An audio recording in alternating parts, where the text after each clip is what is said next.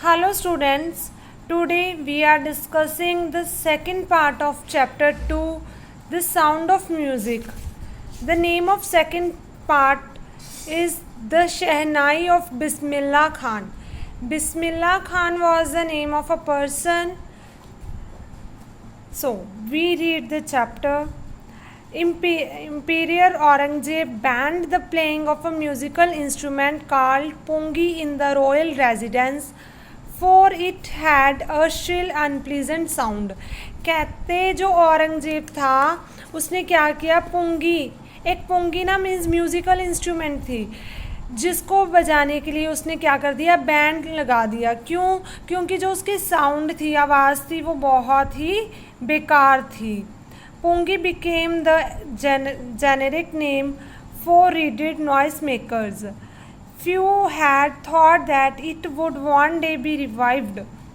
कहते जो पुंगी थी उसको, मतलब जो हम कहते हैं ना, एक चीज़ जिसकी बिल्कुल वॉइस बेकार होती है, उस चीज़ को बोला गया है कि वो बिल्कुल ही नॉइस मेकर थी, सिर्फ आवाज़ करती थी, बट उसका जो म्यूज़िक का जो हम कहते हैं ना साउंड, बिल्कुल भी अच्छा नहीं था। अ barber of a family of professional musician who had access to the royal palace decided to improve the tonal quality of the pungi. कहते एक बार्बर था, नाई था, जो कि प्रोफेशनल क्या था, म्यूजिशियन था, मीन्स उसके फादर, ग्रैंडफादर, ठीक है, ग्रेट ग्रैंडफादर, सारे क्या थे, म्यूजिशियन थे।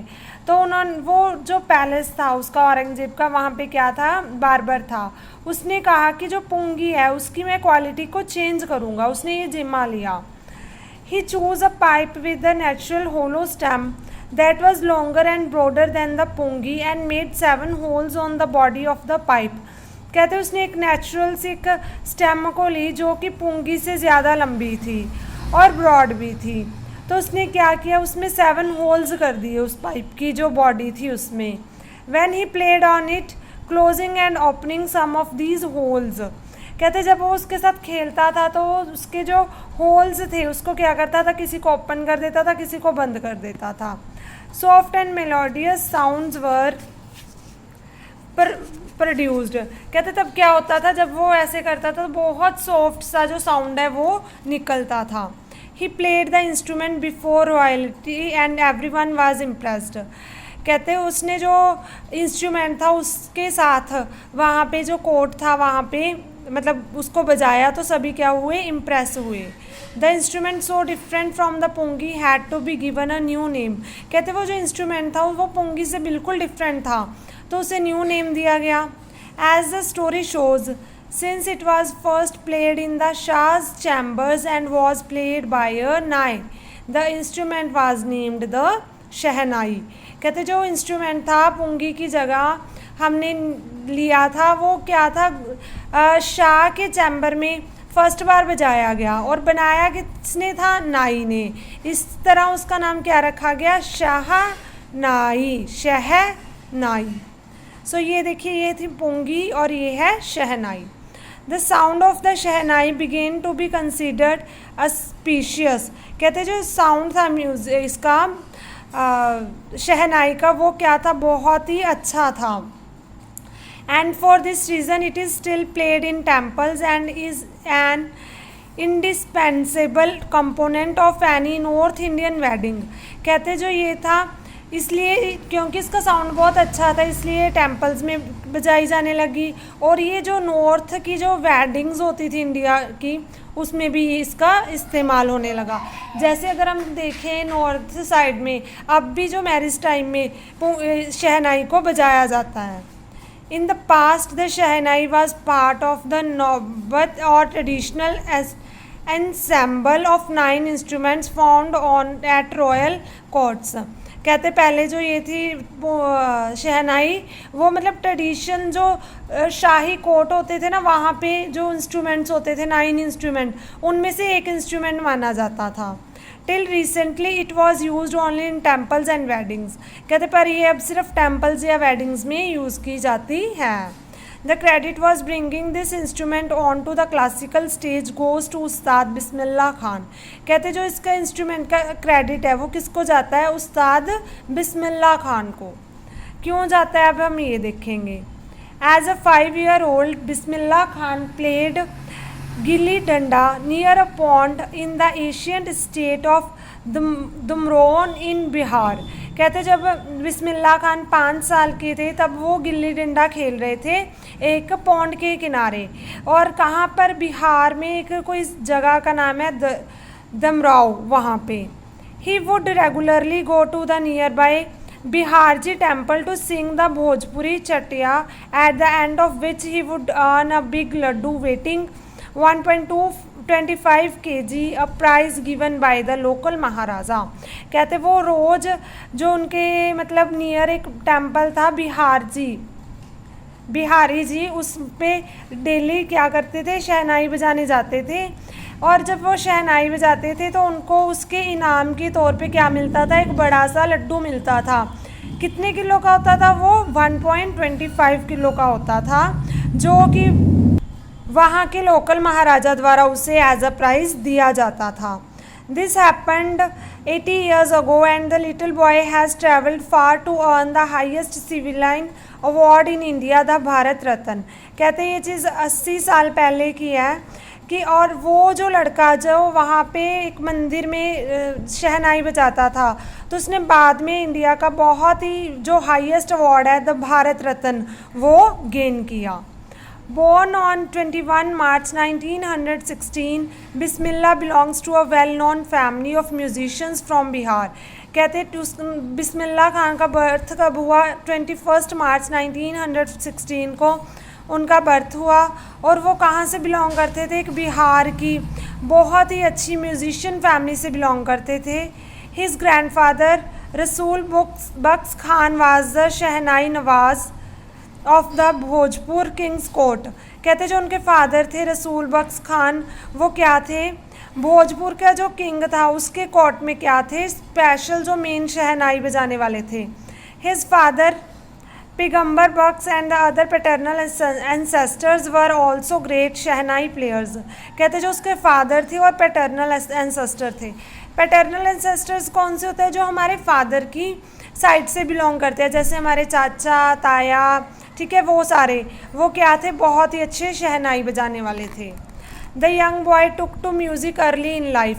जो वो यंग लड़का था उसने बहुत ही अर्ली जो म्यूज़िक है उसको अपनी लाइफ में अडॉप्ट कर लिया था, मीन्स सीख लिया था। At the age of 3 when his mother took him to his maternal uncle's house in Banaras, Bismillah was fascinated watching his uncles practices the शहनाई। कहते जब वो 3 साल के थे तो उनकी मदर उनको उनके मामू के घर छोड़ आए थे, मैटरनल अंकल्स हाउस, तो मामू के घर छोड़ आए थे, तो वहाँ पे वो अपने मामू को जो शहनाई को उनकी प्रैक्टिस करते हुए बजाते हुए सुनते थे। Soon Bismillah started accompanying his uncle Ali Bakhsh to the Vishnu temple of Banaras where Bakhsh was employed to play the shehnai. कहते जो जल्दी जो बिस्मिल्लाह खान थे वो भी अपने जो अंकल थे अली बख्श उनको कंपनी करने लगे, और वो वहाँ पे जहाँ पे वो शहनाई बजाते थे वहाँ पे जाने लगे। Ali Bakhsh would play the shehnai and Bismillah would sit captivated for hours on end. कहते जो अली बख्श थे वो शहनाई बजाते थे, और जो बिस्मिल्लाह खान थे ना वो मतलब कितने ही घंटों उसको ऐसे डीप से सुनते रहते थे और बैठे रहते थे। Slowly he started getting lessons in playing the instrument and would sit practicing throughout the day। कहते हैं उन्होंने स्लोली क्या किया, वो इंस्ट्रूमेंट से प्ले करना मीन्स बजाना सीखना स्टार्ट किया, और सारा दिन उसकी प्रैक्टिस करते रहते थे। For years to come the temple of Balaji and Mangala Maya and the banks of the Ganga became the young apprentice's favorite haunts where he could practice in solitude। कहते इतनी ईयर्स के बाद क्या हुआ कि वो जो बालाजी का मंदिर था, मंगला माया का मंदिर था, और गंगा के किनारे वो बहुत ज़्यादा प्रैक्टिस करते रहते थे अकेले में। The flowing waters of the Ganga inspired him to improvise and invent ragas that were earlier considered to be beyond the range of the shehnai. कहते जो गंगा का बहता पानी था उससे वो बहुत ज़्यादा इंस्पायर होते, ठीक है, और वो शहनाई को और भी अच्छे से कंसीडर करते थे और अच्छे से बजाते थे। At the age of 14 Bismillah accompanied his uncle to the Allahabad music conference. कहते जब वो 14 ईयर्स के थे तब वो उन्होंने अपने जो अंकल थे उनको कंपनी की थी, कहाँ पे, इलाहाबाद म्यूज़िक कॉन्फ्रेंस में। At the end of his recital Ustad Faiyaz Khan patted the young boy's back and said, कहते वहाँ पे जब वो मतलब फंक्शन का एंडिंग हुई तो वहाँ पे उस जो उस्ताद थे फैयद खान, उन्होंने उसकी यंग बॉय की मीन्स बिस्मिल्लाह खान की पीठ को थपथपाते हुए बोला था, work hard and you shall make it, कि तुम अच्छे से मेहनत करो और तुम ये काम सीख सकोगे। With the opening of the All India Radio in Lucknow 1938 came Bismillah's big break, कहते जब ऑल इंडिया रेडियो 1938 में लखनऊ में ओपन हुआ तो जो बिस्मिल्लाह है उसकी लाइफ को एक न्यू मोड मिला। He soon became an often heard shehnai player on radio, कहते जल्दी वो मतलब रेडियो पे शहनाई बजाने लगे।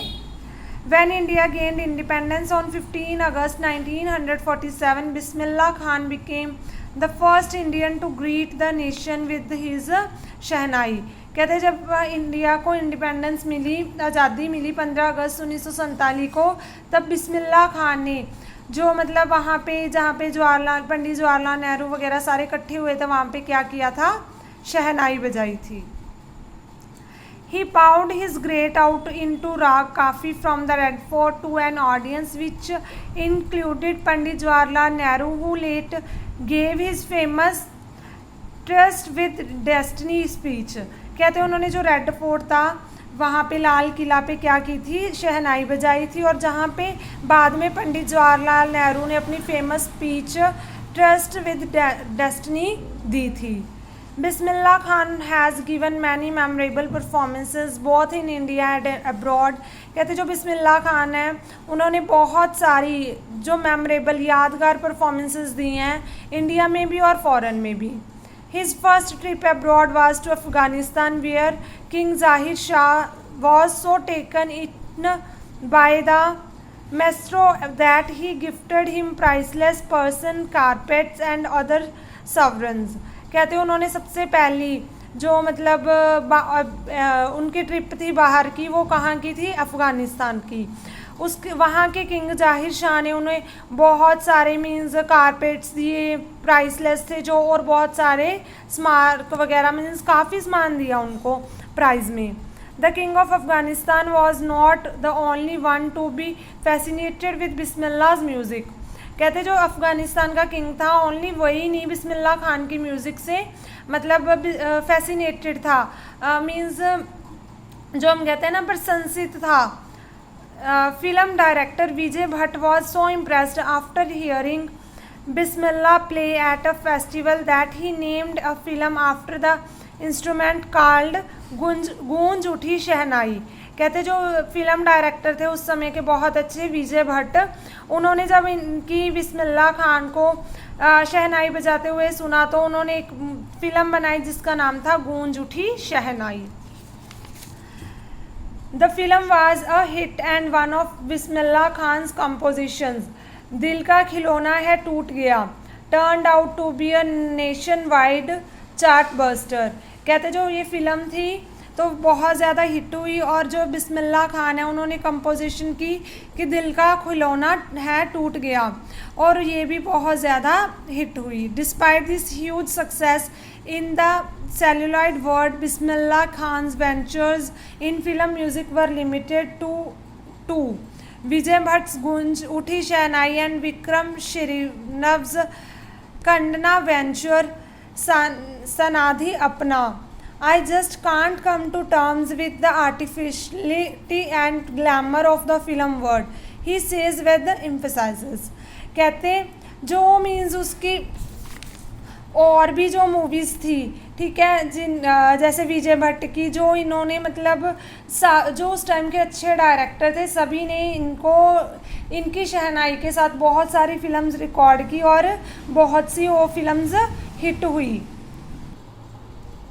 Awards and recognition came thick and fast, कहते जो उनको अवार्ड्स थे और रिकॉग्नाइजेशन होता है जान पहचान, उनकी बहुत ज़्यादा क्या हो रही थी, फास्ट हो रही थी और बहुत ज़्यादा हो रही थी।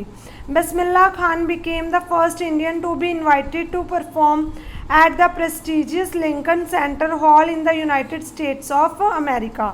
कहते बिस्मिल्लाह खान फर्स्ट इंडियन थे जिनको लंदन में यूनाइटेड स्टेट ऑफ अमेरिका में लिंकन हॉल में सेंटर हॉल में परफॉर्म करने के लिए इनवाइट किया गया। He also took part in the world exposition in Montreal in the Cannes Art Festival and in the Osaka Trade Fair। कहते हैं उन्होंने इन दोनों फेयर्स में भी पार्टिसिपेट किया। So well known did he become internationally that an auditorium in Tehran was named after him। तहार मौसिक उस्ताद बिस्मिल्लाह खान कहते जब वो वहाँ पे ऑडिटोरियम में विज़िट करके आए तो उसके बाद वह उसका नाम क्या रखा गया, तहार मॉस्क्यो उस्ताद बिस्मिल्लाह खान। नेक्स्ट है national awards like the Padma Shri, the Padma Bhushan and the Padma Vibhushan were conferred on him. कहते जो ये उनको ये अवार्ड्स मिले थे पद्म श्री का, पद्म भूषण का, पद्म विभूषण का। In 2001, Ustad Bismillah Khan was awarded India's highest civilian award, the Bharat Ratna। कहते हैं 201 में इनको जो भारत का सबसे अच्छा भारत रत्न अवार्ड है उससे वो मिला। With the coveted award resting on his chest and his eyes glinting with rare happiness, and he said, "All I would like to say is, teach your children music. This is Hindustan's richest tradition. Even the West is now coming to learn our music। कहते जब उनको ये awards मिला the Bharat Ratna तब उन्होंने अपनी speech में बोला कि मैं कहता हूँ कि हमें अपने बच्चों को म्यूज़िक सिखाना चाहिए क्योंकि ये हिंदुस्तान का एक रिचेस्ट ट्रेडिशन है, कल्चर है, और जो वेस्टर्न वाले हैं अब वो भी इधर आके हम अपने बच्चों को म्यूज़िक सिखा रहे हैं। In spite of having travelled all over the world, Khan Sahib, as he is fondly called, is exclusively fond of Banaras and Damaro, and they remain for him the most wonderful towns of the world। कहते जो वैसे तो वो abroad वगैरह बहुत जगह घूमे थे पर उन्हें बनारस ही सबसे ज़्यादा अच्छा लगता था, वो वहीं पे रहना पसंद करते थे। A student of his once wanted him to head a Shehnai school in the USA, and the student promised to recreate the atmosphere of Banaras by replacing the temples there। कहते एक बार उनके एक स्टूडेंट ने कहा कि आप USA में शहनाई बजाने का स्कूल ओपन कर लो कि मैं वहाँ पे सारा जो बनारस की तरह ही रिप्लेस कर दूँगा, टेम्पल्स वगैरह बनवा दूँगा। बट खान साहब asked him if he would be able to transport river Ganga as well। Later he is remembered to have said, "That is why whenever I am in a foreign country, I keep yearning to see Hindustan. While in Mumbai, I think of only Banaras and the holy Ganga. And while in Banaras, I miss the unique matha of Dumraon." कहते तब वो अपने student को बोलते हैं कि अगर आप गंगा को भी, होली रिवर गंगा को भी वहाँ पे लेके जा सकते हो तो मैं वहाँ पे जाने के लिए रेडी हूँ। तो कहते बाद में एक बार उन्होंने बोला था कि जब भी मैं फ़ॉरेन में होता हूँ तो मुझे हिंदुस्तान की याद आती है, और जब मैं मुंबई में होता हूँ तो मुझे बनारस की और होली गंगा, पवित्र गंगा की याद आती है, और जब मैं बनारस में होता हूँ तो मुझे मट्ठा एक मतलब पीने वाली चीज़ है जैसे लाइक दूध की तरह होता है, तो कहते हैं मुझे उसकी याद आती है। Ustad Bismillah Khan's life is a perfect example of the rich culture heritage of India, one that effortlessly accepts that a devout Muslim like him can very naturally play the Shehnai every morning at the Kashi Vishwanath temple. कहते जो उस्ताद बिस्मिल्लाह खान है उनकी life एक perfect example है rich culture की, जो India का culture है कि हमें एफर्टलेसली जो मतलब मुस्लिम हैं उनको शहनाई बहुत नेचुरली प्ले करते हैं एवरी मॉर्निंग काशी जो विश्वनाथ टेम्पल है वहाँ पे। Ustad Bismillah Khan passed away on 21 August 2006 at the age of 90 after a prolonged illness। कहते जो उस्ताद बिस्मिल्लाह खान थे वो 21 अगस्त 2006 को बहुत लंबी बीमारी के बाद उनकी डेथ हो गई थी। He was given a state funeral and the government of India declared one day of national mourning.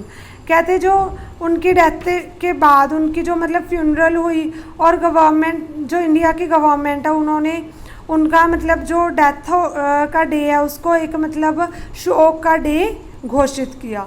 सो ये थी हमारी इस चैप्टर की द साउंड ऑफ म्यूज़िक का सेकंड पार्ट.